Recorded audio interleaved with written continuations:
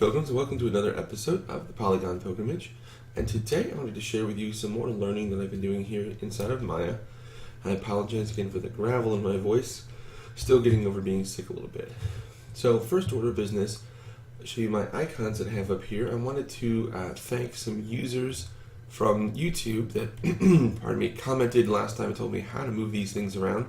And those would be Esteban Chavez and Alex Hill. I want to thank you guys very much for your participation, for the kind words especially, and they both jumped in and told me that if you middle mouse click and hold, you can drag these around. And if I do that, there we go. So I can rearrange them in the shelf any way I like, and that's awesome. So I've definitely been doing that. So thank you very much for that. I really appreciate it. Now on to today's tip. I've been learning about smoothing groups inside of Maya. So this is a project that I ported over from Max, and as I have here this railing, you'll see that most of the old part here is what I've been building. It's two pieces. So we have this centerpiece, which is a series of railings, and then what I've been creating today is this end cap piece, so that you can actually cap it off, because this is open at the end. So if we wanted to end cap it off and say this piece is done now, this way we can have two sections where the one section continues for a very long wall segment, or when we're done with that wall segment, we can close it off and it looks really nice.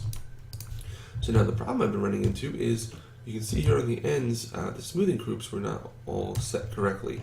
And doing smoothing in Maya has been a bit confusing. So I did a little bit of research. Of course, I've watched hundreds, if not almost over 1,000 tutorials now, learning about Maya. But this is what I've discovered is there are two tools here, a harden and soften. So we go up to mesh tools, mesh display, pardon me, harden edge and soften edge. And what I've discovered is you have to mark the edges that you want to be a hard edge transition, but then you have to mark all the edges contained within, say, a poly strip for what you want to be soft. So we're going to do that, and then I'm going to show you also about adding a little bit of a caption here, because as you can see, the icons are different, but still very similar to the point that I didn't know right away, and I was guessing a little bit, and then when I said, you know what, let's figure out how to change the wording on that. So we'll do that first. So I have my tools, and I want to use harden and soften, but which of these is which? Well, as you can see here, I already added hard, so I guess this would be soft, but in order to create this, how did I do that? So I went here from the mesh display, and I believe it's Control Shift, and you click on any of these tools and it will add it to the shelf. So I added each of these, and then I still wasn't happy. I wanted, this wording here gives you a nice little idea even without the picture, because since all these pictures are the same, that's very important. So what I did here was that you right click and say open, and it brings this up. And here's the tooltip, and right in here the icon label. So I can give this soft. And if you just wait just a second, I think I clicked around just a moment. There you go. You make a click somewhere else, and it'll update and show you what the preview is going to look like. And I just say close. And now it says hard and soft, and we know what's what. Okay, so now we can do this.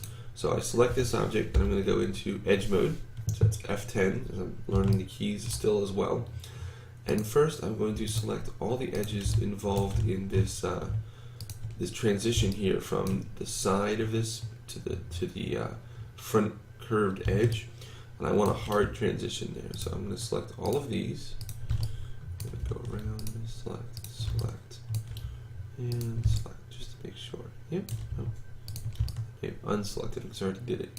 So now I'm going to say you're going to be a hard transition, and that's all there is to it. And now I'm going to select all of these in the middle.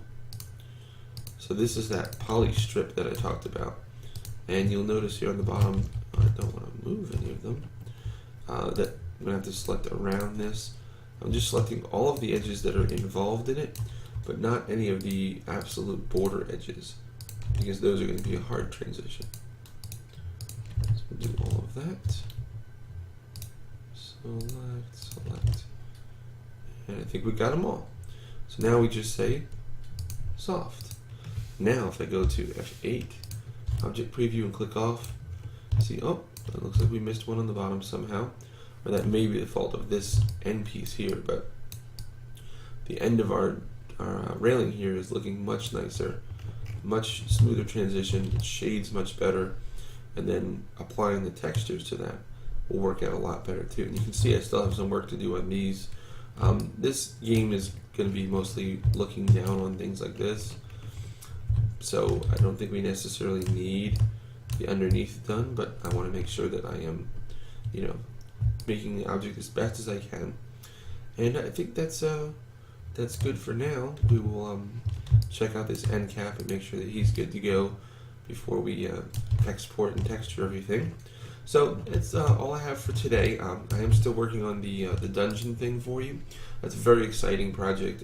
It's incredibly complicated, so we're working on that, and as soon as I have an update on that, we'll have another episode on that, guys. So stay tuned. That is definitely coming, and we've made a lot of progress. It's a whole lot of scripting. So once I get it figured out, then I can, find a way to explain it back to you in a way that makes more sense than how I had to learn it.